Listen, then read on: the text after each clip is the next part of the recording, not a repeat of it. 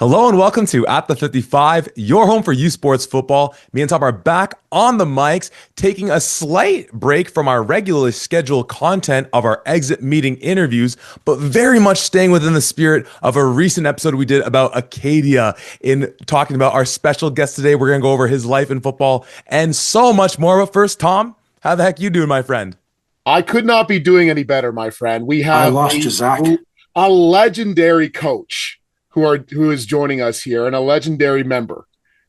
He is from the Acadia Axemen. He is a two-time All-Canadian. He is a Vanier Cup Champion, and most recently, he and his team have been inducted into not only the Acadia Hall of Fame, but his team into the Nova Scotia Hall of Fame for Sports. Chris Rhora joins us here. Coach, how are you doing today, sir? I am feeling great, and that's a very lively introduction. Thank you so much for that. I'm super excited to be on with you guys and looking forward to chatting a little. Coach, last time you and I were in the same space, you were whooping my butt in a quarterfinal TDSB game, and much deserving because you have done amazing work with your Birchmount team for the past, has it been about 18 years now? Was it 06, 07 you started there? Oh, Zach, I'm going to apologize. I don't know if you're still there or not. Yeah. We can hear you, Coach. Oh, I think you froze up there for a second. There we go. Yep, it froze up just for a second. Go ahead. Sorry. No, all good, Coach. Just, 06, 07, you started with Birchmount, correct? Yes? Correct. Yes. Perfect. Now, obviously, we want to get into all the amazing things that Tom alluded to in terms of your storied career with Acadia and your journey into the CFL. But I'd be remiss not to start sort of at where we're at right now. All the time you've been at Birchmount, all the successes you've had. And it's hard for me not to start by asking in terms of any specific question, then has there been in that almost 2-decade period a better athlete you've got to work with than Olympic medalist, multi-time Olympic medalist Aaron Brown? Like, what is that like when you were able to have a young man who I was playing at North Toronto at that time, returning kicks, catching passes, who then goes on to be part of a gold, silver, and bronze 4x100 relay team at in Rio and Tokyo and in Paris? Like, that must have been some kind of experience getting to work with an athlete like that. He was an amazing kid. I mean, not only a great athlete, but just the nicest young man in the world. I was really lucky to work with my co-coach, Rob Packus. And between the two of us, we wanted Aaron on the field all of the time. It's like you said, he could catch, he could run. He's just an amazing athlete, but just the nicest young man as well. He was a pleasure to be around. Well, I need to steal some recruiting secrets because I have a grade 9 who just went to OFSA in the 100-meter dash, and he's too scared of playing football because he's a soccer player predominantly. So I got to steal some secrets at some point. But I just had to ask about that, Tom. I know you wanted to ask a question as well. Yeah, I just wanted to start things off with your own personal story here. Obviously, you're coming out of school, and it's a little bit different in terms of the recruiting sessions now as they were back then. But and even just looking at some of these articles here, you're actually thinking about going into wrestling over at Dal, and then suddenly you get a phone call from Acadia, and you go, I think I'm on a plane that same week going out there. So what was that process like, and what ultimately made you pick Acadia in the first place? I can't even describe how it was when I got that phone call. And to put it in words, it can't be done. But yeah, in my mind, I was going to Dow to wrestle. I'd spoken to the coaches there. They were keen to have me, but it was wrestling. It was really my secondary sport. And out of the blue, I got that phone call from Coach Dan Paloff, who said, "Hey, you might want to come here."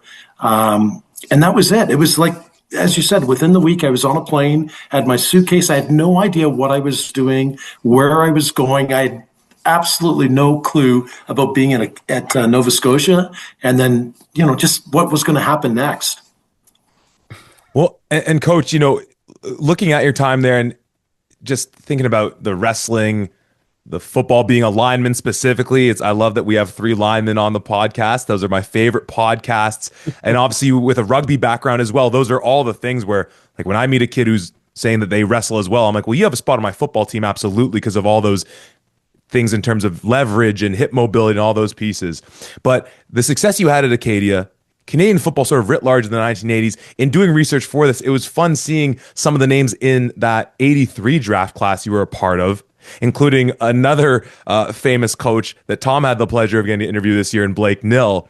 But just take us back. So you've made the decision to commit with football. You're at Acadia. What's that like in that era where Canadian football is in such a strong time?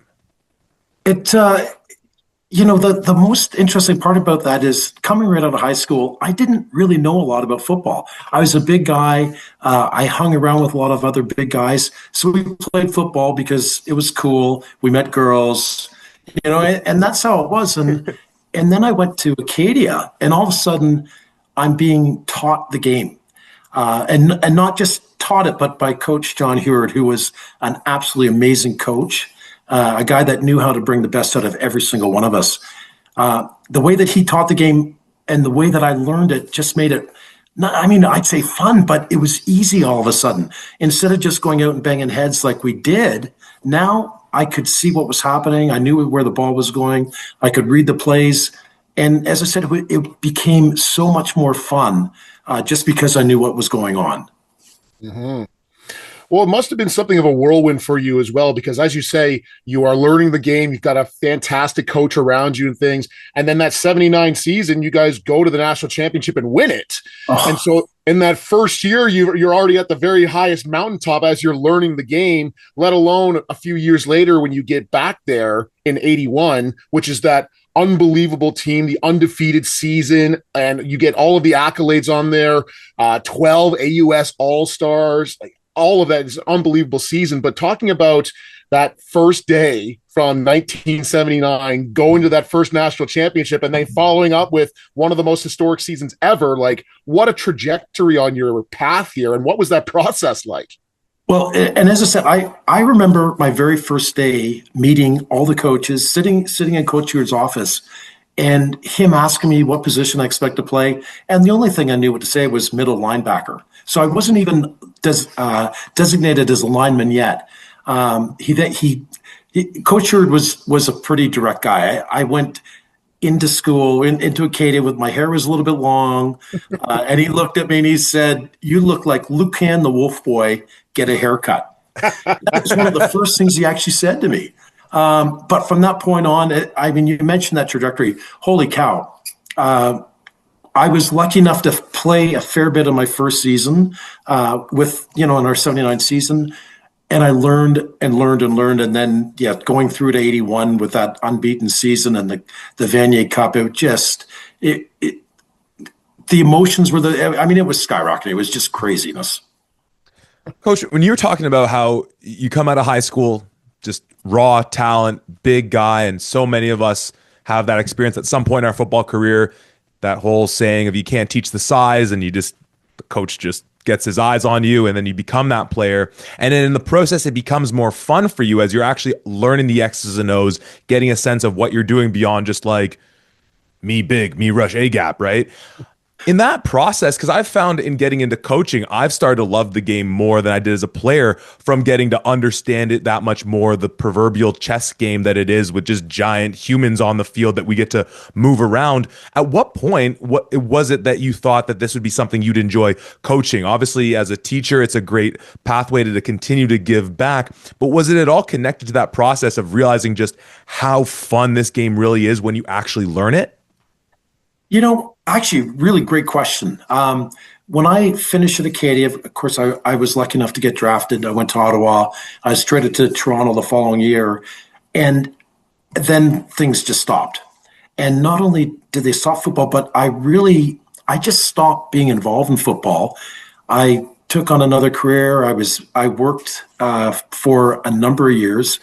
And then I finally fell back into my teaching career. And when I fell back in, I mentioned Rob Packus' name earlier.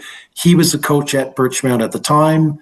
He knew of me when I came in. And literally that first day, he said, "Hey, would you be interested in helping me coach?" And as excited I was about that idea, I was also really nervous. I hadn't been in a coaching role per se ever, but I jumped at it. And I learned as much from Rob as I learned from the players about what was expected, what was needed. And from that point on, my love for the game it has come back. And I've been at Birchmount almost 20 years now, but it is exciting and it's fun. I love the kids. I am so lucky to have the personality that I get along well enough with the kids. They respect me, but they also know that there's boundaries and there's lines they don't cross. And as a result of that, I'm really, really enjoying coaching. Well, you seem like a hell of a coach. Somebody cares about the kids, and obviously the way that even just Zach talks about you, I know that you must be a very high caliber human. So it's just incredible to have you on here first and foremost. But viewing it now as somebody who is a seasoned coach, you've obviously seen a number of people come through, including an Olympic athlete like Zach was saying beforehand. Viewing, if you have somebody like yourself, your younger self coming through Birchmount, going in the same kind of trajectory, what would you say to your younger self to get them ready for the next level or to help them on their football journey? I think, I don't know if it's as much as I say or can say. I mean, I'll tell you this, actually. This year has been the biggest year for my players who do want to go on to the next level, to university level, and sending letters, reaching out to university coaches, looking over or preparing game film and highlight films for these guys. I push them. I push them every single day to do their best and to be their best, not only football, but just as people. So when they express that interest that they do want to go on, I'm behind them 100%, and I make sure that they know that, and I'll go that extra step to make sure that they're getting the opportunities that they maybe deserve, maybe not always deserve. But again, from my experience, I was probably not most likely guy to go into football, only because it was a fun thing for me. It was a sport, but it wasn't the sport at the time. With my guys now, they have so many more opportunities outside of high school. So there's so much football available. They're playing in the summer, they're playing other leagues. So now when they tell me that they want to go on, it's easy because I know they really do. Well, I certainly hope some of those players inquiring about playing at the next level are a couple of those linemen you had, because it'll certainly make the butt whooping feel that much less so for a few years I'm seeing them at the U Sports level, because you got me twice so far in our matchups, Coach, and I'm still trying to work on cracking that nut. That's your Panther squad.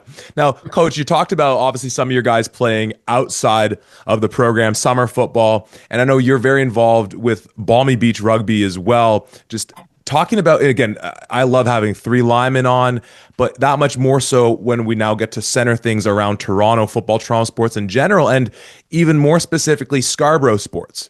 Just in your time coaching and being around the east end of the city, it's obviously been like, to this day, I somewhat jokingly, as a former Metro Toronto Wildcat player in the old OVFL, doesn't matter that I went to North Toronto with Northern being the team that beat the heck out of me, or going to Guelph and Tom with that bloody McMaster jersey in the background that took a couple Yates Cups from me. I still joke to this day, the Scarborough Thunder are the team that like I dislike more than anybody on earth, but I certainly respect the players and the talent and the infrastructure of the number of great players that have come through there.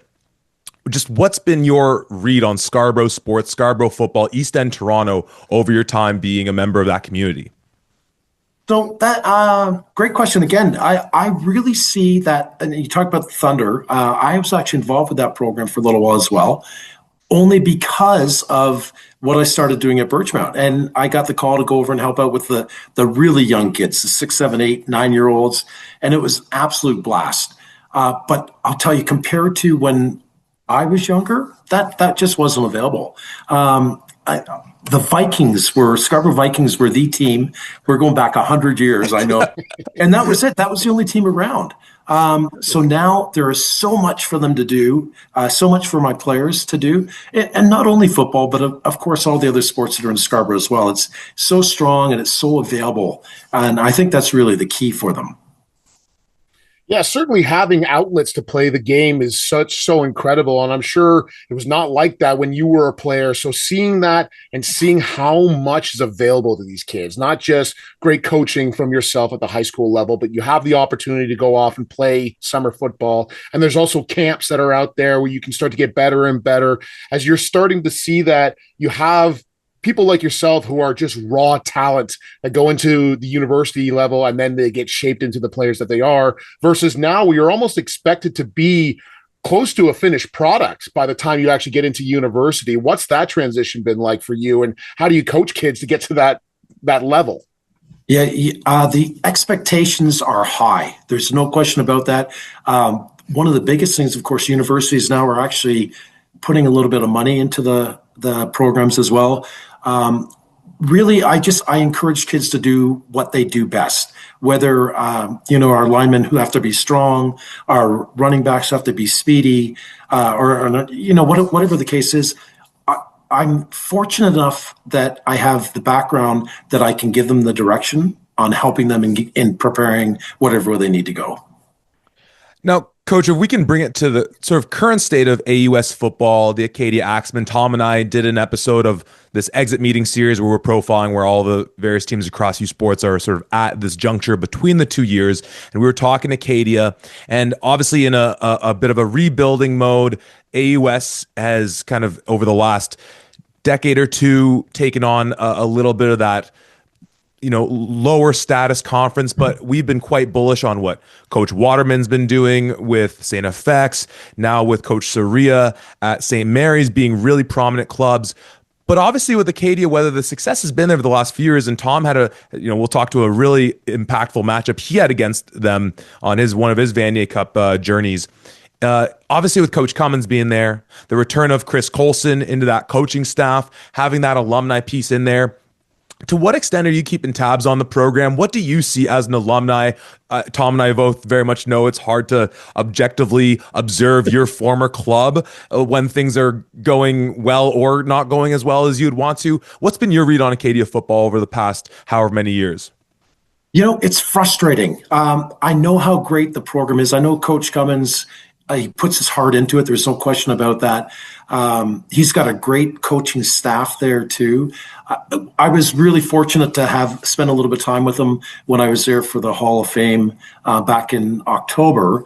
It was homecoming weekend. I mean, we had a blast, but I know that these guys want the best. I know they're striving for the best. And I look at those players and man, not only are they a lot bigger than they were, but they are so much better than when I went to school.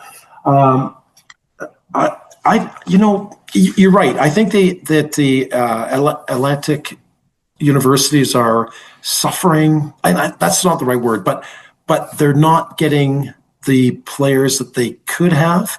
I know they're actively recruiting, and I love what's going on at St. FX and St. Mary's as well. I mean, you've talked about it. I get all of the new signings and new commitments that are going to Acadia. They've got some big men. They've got some really quality players going. There's so much, I would love them to do well. And I would love the Atlantic universities themselves to really pick up again and get back up where they deserve to be. It's tough though. And one of the things, and again, this is personally looking at it, I see what Ontario universities are doing, and even some of the Western universities are doing in drawing the kids out. And I do think that it's a stronger draw sometimes when you think you can stay in Ontario or you can go to the West. I just don't think the kids appreciate how awesome it is being on the East Coast. And that might be one of those things that just, are a little bit negative.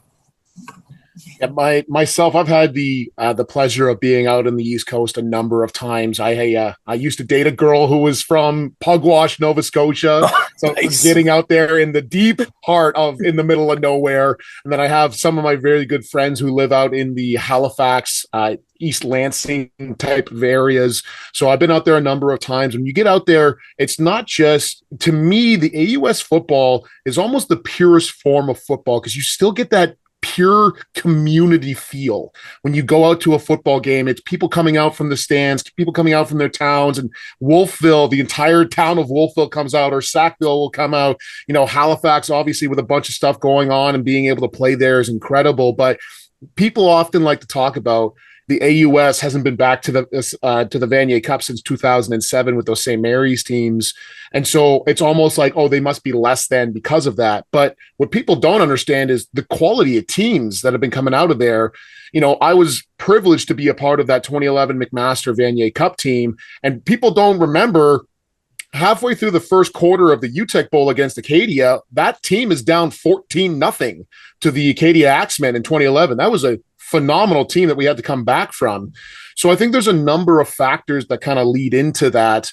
What in your mind would help them get to that next step and get back into that national spotlight, even though they're much closer to that than people think they are? You're absolutely right. They are much closer. I don't know. I'll be honest with you. I don't know what they're missing. I do know that the strength of Ontario, the strength of the West, they are strong. There's no question about it. They, especially Ontario, is just rich in football players. They really are. For the AUS to get back in, it's a grind. It really is. And I think that they can do it, but it's an uphill battle for sure. Well, if only a Hall of Famer from the AUS with a specialized sports program at his high school and a top-tier football team, maybe he can send a couple whispers into his players' ears to make their way out east. Coach, obviously it's been so great having you, and it's been great getting to compete against you these last 2 years. It's been a trial by fire for my introduction as a young coach into TDSB football, and part of the connections of us all being here together at the 55. You, like myself, sported 55, and that was during my time at Guelph. And just the last thing, it's less of a question, more sort of just to kind of complete the circle on all these things. I was so pleasantly surprised, though it then I'm sure led into the beatdown that y'all handed our way, to see my former teammate at Guelph, Adam Salvaggio, being on your sideline with Birchmount. I knew he went into teaching. I imagine he's on your teaching. Is he on the teaching staff as well as coaching with you? What's it been like working with Adam? I haven't got the chance to keep up with him, but it was so great to see him in the TDSB. It is great to have Adam as part of our team. I will say that he and his wife just had a baby in the fall. So it took a little bit of his coaching time away. Yeah. But man, I'll tell you, exciting. And that guy, he is full of energy. He stepped into that role as an assistant coach with no problems whatsoever. The kids love him. And he knows the stuff. So yeah, he's been a great addition. Next year, this fall, I'm looking forward to him being there full time, and we'll just go on with him for sure. Well, the last thing that I have for you here, Coach, it's been so incredible getting to know you and just getting to talk about some of your experiences here. What are some of the things that you try to impart on your own players, not just from a coaching standpoint and technique and everything else, but a mentality standpoint? Because nowadays, especially, there are so many distractions out there for young men. You've got social media, just having the internet on your phone so readily available constantly can drag people a lot and sometimes drag them into the wrong kind of spaces. So how do you teach your kids and coach your kids to be the best versions of themselves that they can be? I am so lucky, and I already said it about being a high school teacher and already being in a position that I can help these kids. I'll tell you, I'm a woodshop teacher as well, so I'm living the dream, is what they say. But every lunch, I have got 10, 15, sometimes 20 of my players come to my room for lunch and just hang out. My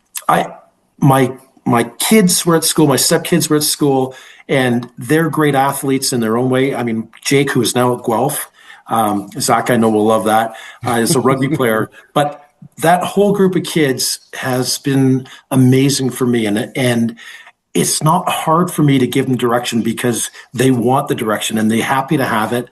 And they're athletes, and that's what they do. I don't really need to do much more than lead by example. And and I'm not out there running around, believe me, I'm way too old for that. But what I do is I show them my passion. I show them the way that I feel about the game, and that bleeds onto them. And that's what's helping it a lot.